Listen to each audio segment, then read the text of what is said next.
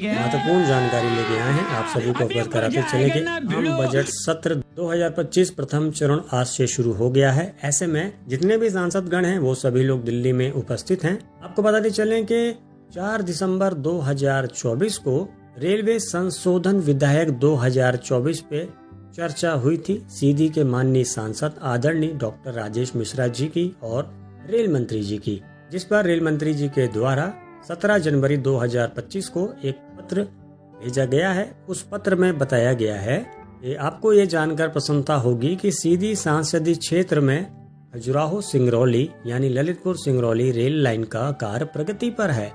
नई ट्रेन सेवाओं की शुरुआत की जांच के लिए संबंधित निदेशालय को निर्देश दे दिए गए हैं, यानी कि नई ट्रेन को शुरू किया जाएगा ऐसे निर्देश दिए गए हैं।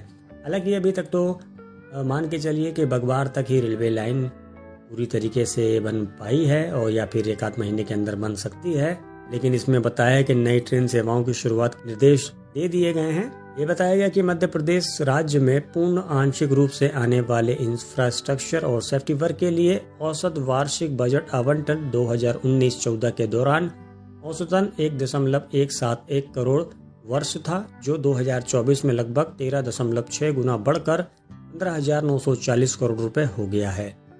अमृत भारत स्टेशन योजना के तहत विकास के लिए मध्य प्रदेश राज्य में 80 रेलवे स्टेशनों की पहचान की गई है, जिसमें 3 स्टेशन सीधी संसदीय क्षेत्र में भी शामिल हैं। बरगवा और व्यवहारी स्टेशनों पर कार्य प्रगति पर है। सिंगरौली स्टेशन के लिए DPR तैयार किया जा रहा है। DPR को डिटेल प्रोजेक्ट रिपोर्ट कहा जाता है। इनके अलावा सीधी संसदीय क्षेत्र में 18 करोड़ से अधिक की लागत से एक ROB का कार्य प्रगति पर है। आइए वीडियो के माध्यम से दिखाते हैं आपको पत्र।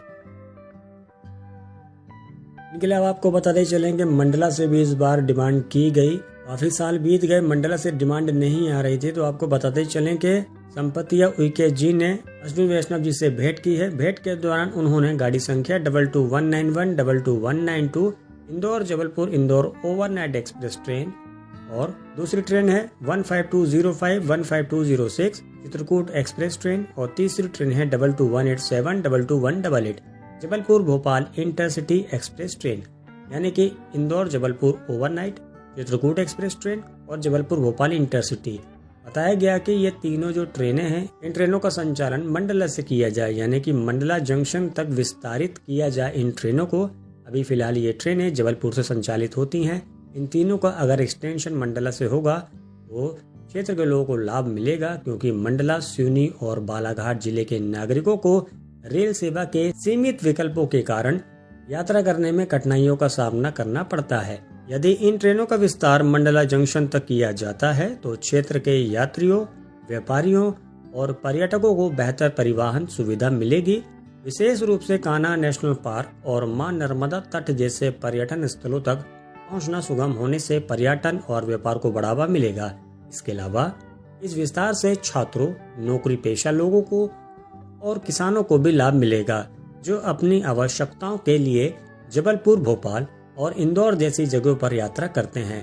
बेहतर रेल संपर्क से स्थानीय उत्पादों की आपूर्ति और व्यापारिक गतिविधियों भी तेज होंगी। इन सभी मुद्दों पर रेल मंत्री जी ने सकारात्मक प्रतिक्रिया दी है और इस संबंध में उचित कार्यवाही करने का आश्वासन दिया है।